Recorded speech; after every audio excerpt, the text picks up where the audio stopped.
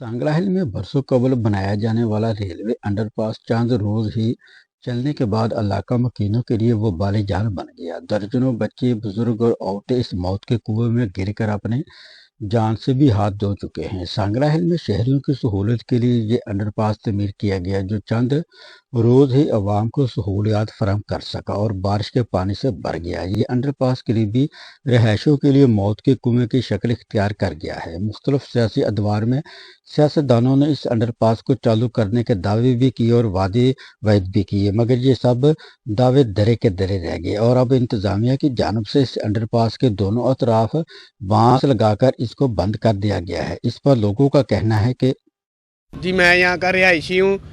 मेरी हुकूमत से ये दरख्वास्त है कि ये जो से ये अंडरपास है इसको बंद कर दिया जाए। यहाँ इससे हमारे बूढ़े, हमारी माएँ बहनें बीमार हो रही हैं।